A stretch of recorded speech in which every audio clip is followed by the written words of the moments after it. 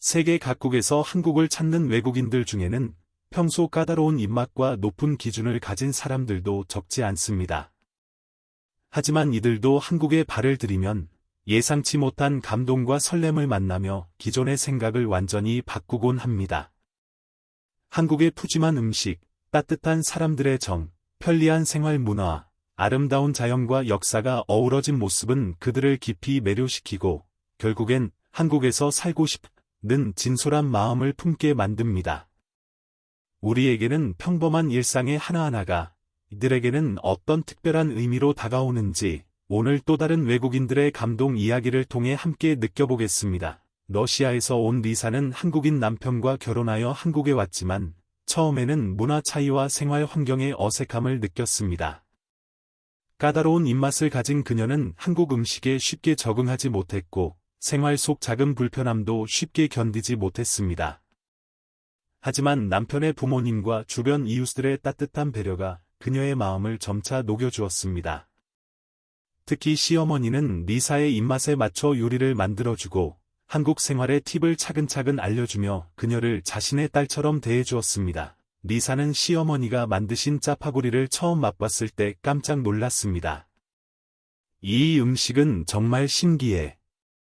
매콤하고 고소한 맛이 입안에 퍼져서 정말 맛있어 라고 감탄하며 한 그릇을 다 먹었고 이후로는 매일 시어머니가 만드는 한국 음식을 기다리게 되었습니다.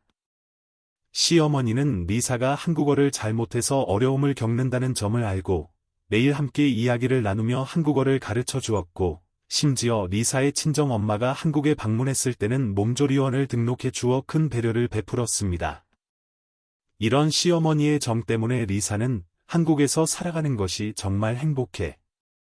시어머니와 이웃들이 너무 따뜻해서 이제 한국이 제 두 번째 고향이 되었어 라고 말했습니다. 미국에서 온 커플인 마이크와 에밀리는 한국 여행을 위해 10시간이 넘는 비행기를 타고 왔지만 인천공항에서 호텔로 가는 길에 길을 잃었습니다. 구글 맵을 확인해도 잘못된 방향으로 가고 있었고 버스 비용도 잘못 지불하는 등 여러 어려움을 겪었습니다. 하지만 길가에서 마주친 한국 주민이 친절하게 길을 안내해주고 버스 비용 차익도 도와주었고 결국 두 사람은 무사히 호텔에 도착할 수 있었습니다. 마이크는 한국 사람들이 정말 친절해. 낯선 외국인에게 이렇게 자발적으로 도움을 주는 모습을 본 적이 없어. 이런 따뜻한 마음이 정말 감동적이야 라고 말했습니다. 여행 중 두 사람은 한국 지하철을 처음 이용했고 그 청결함과 체계성에 깊은 인상을 받았습니다. 자국 지하철에는 종종 악취가 나고 정리가 잘 되지 않지만 한국 지하철은 정말 깨끗하고 편리해. 승강장 리프트도 잘 되어 있고 노선도도 쉽게 이해할 수 있어 라고 에밀리는 감탄했습니다. 특히 지하철 내에서 아무도 소음을 내지 않고 조용히 이동하는 모습, 사람들이 서로 예절을 지키는 모습을 보며 한국인의 시민의식에 깊은 존경심을 느꼈습니다. 이런 편리한 대중교통 시스템은 두 사람이 한국에서 장기 체류하고 싶다는 마음을 더욱 강하게 만들었습니다. 프랑스에서 온 셀리는 한국의 무인 매장을 처음 경험했을 때 큰 충격을 받았습니다. 자국에서는 이런 무인 매장이 거의 없어.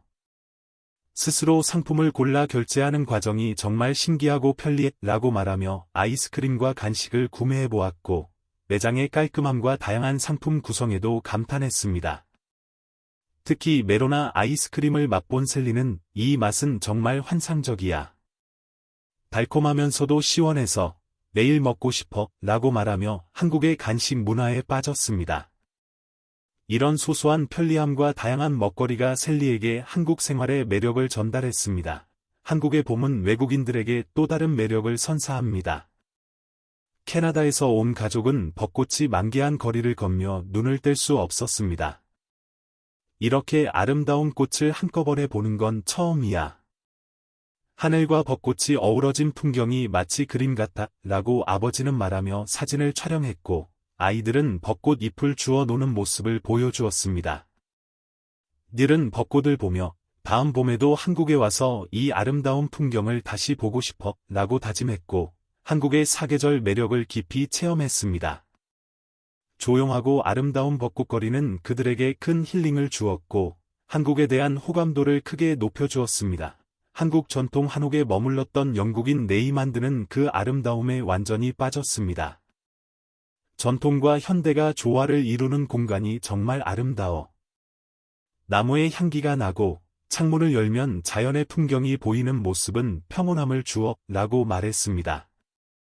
한옥에서 자는 경험을 통해 한국 전통 주거 문화의 우아함과 편안함을 느낀 네이만드는 이후로는 한국 전통 문화에 깊은 관심을 가지게 되었고 경복궁을 방문하여 한국 역사의 깊이를 체험했습니다.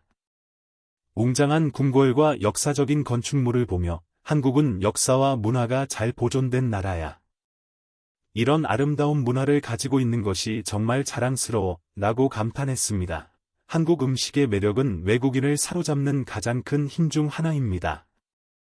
돼지고기를 먹지 않는다는 규율을 가진 브라질인 안나는 한국 친구가 숯불 돼지 갈비를 속여 먹게 한 뒤 그 맛에 깜짝 놀랐습니다.